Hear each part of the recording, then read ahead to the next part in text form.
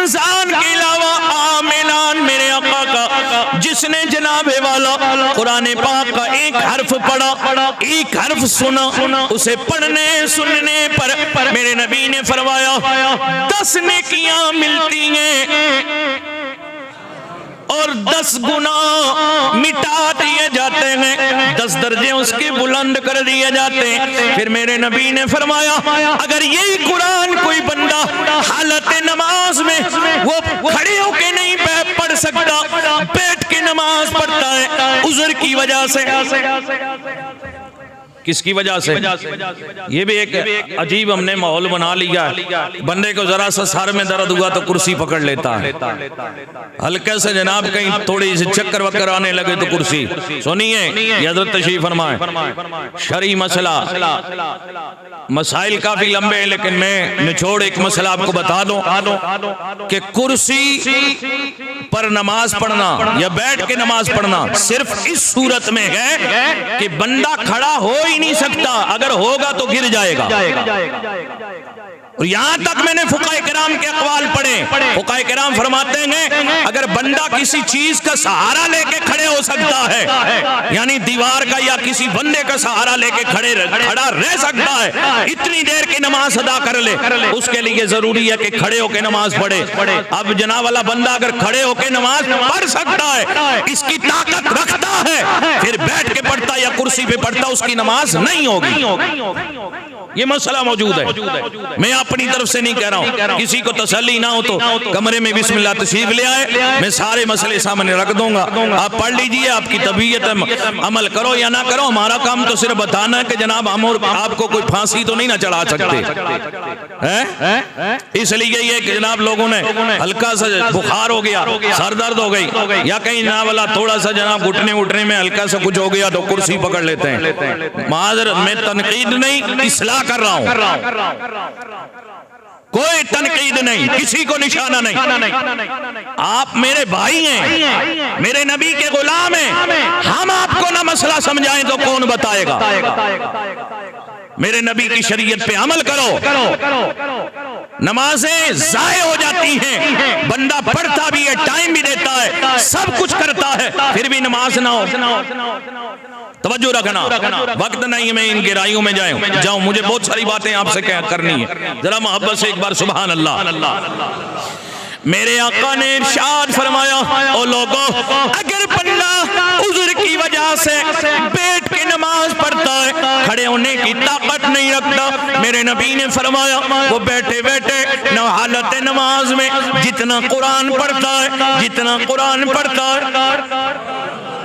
یہاں تو لوگ قلو اللہ احد سے ہی کام چلاتے ہیں، لوگوں قرآن اور بھی پڑھا کرو، صرف یہ نہیں کہ 2-3 صورتیں پڑھی، ہاں اگر اور صورتیں پڑھی نہیں جاتی ہیں، قرآن درست نہیں پڑھا جاتا تو پھر ٹھیک ہے جو صورتیں آپ کی درست ہیں انہی سے قرآن پڑھیں، ورنہ اگر قرآن آپ نے غلط پڑھا، مخارج اور تلفظ سے آپ نے صحیح حروف کو ادا نہیں کیا، حروف کو بگاڑ کے پڑھا ہے تو نماز نہ ہونے کا اندیشہ ہے۔ میں نہیں کہتا، حضرت مولا علی کا بھی فرمان ہے، فقہ کرام کا،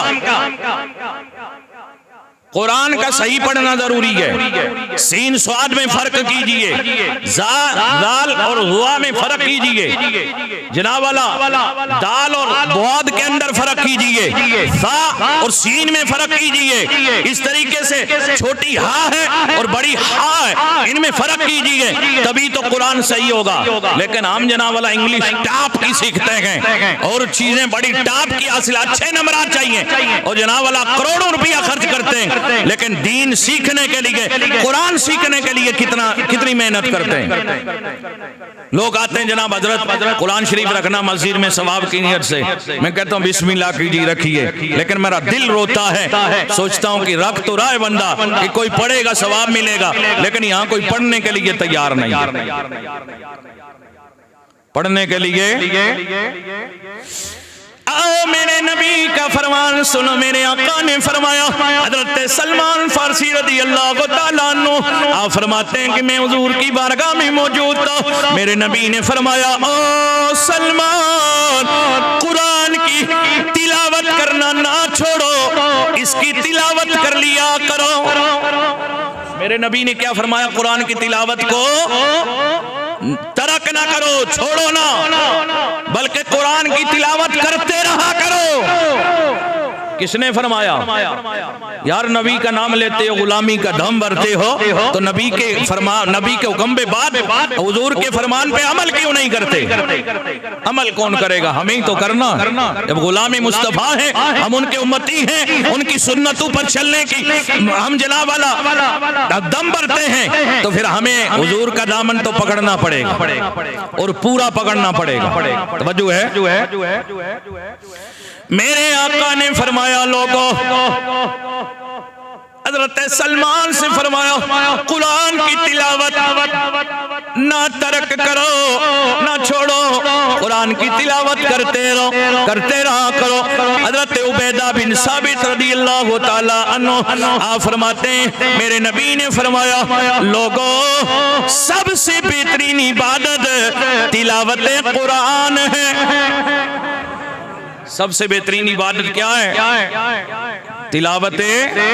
میرے نبی نے فرمایا نہالت نماز میں، عام نمازوں میں بیٹھ کے قرآن پڑھنے پر اللہ پاک کے حرف پڑھنے پر 50 نیکیاں عطا فرماتا ہے، 50 نیکیاں عطا فرماتا ہے، اور 50 گناہ اس کے مٹا دیتا ہے، اور 50 درجات اس کے بلند کر دیے جاتے ہیں۔ میرے نبی نے فرمایا او لوگوں، اگر کوئی بندہ کھڑے ہو کر کے نماز کے اندر قرآن پڑھتا ہے، ہر حرف کے پڑھنے پر اللہ پاک اسے کھڑے ہو کے قرآن حالت نماز میں پڑھنے پر اللہ پاک ایک حرف پر 100 نیکی اور 100 درجات بلند کرتا ہے، اور 100 گناہ اس کے مٹا دیتا ہے۔ او لوگوں، یہ تو عام نمازوں کے اندر قرآن پڑھنے کی بات ہے، لیکن اگر کوئی رمضان میں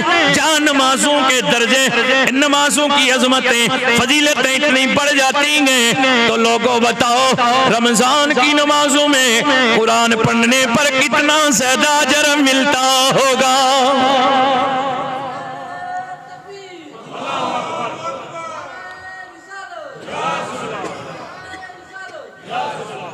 رمضان میں قرآن پڑھنے پر کتنا زیادہ ثواب ہوگا، لیکن پڑھے گا کون؟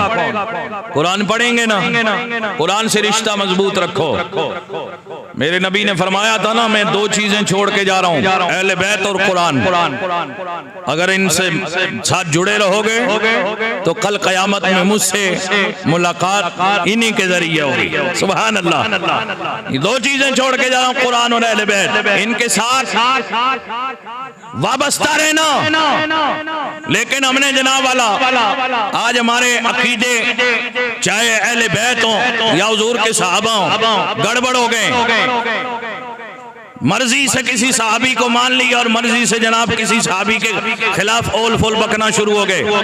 اہل بیت میں جس کو چاہا مان لیا اور جس کو چاہا جناب والا نہیں مانا۔ اگر کہیں ذات کو مان رہے ہیں تو کچھ بات کو نہیں مان رہے، کچھ بات کو مان رہے ہیں تو کچھ ذاتوں کو نہیں مان رہے۔ الحمدللہ ہم سنی وہ ہیں جن کو بریلی کے امام احمد رضا نے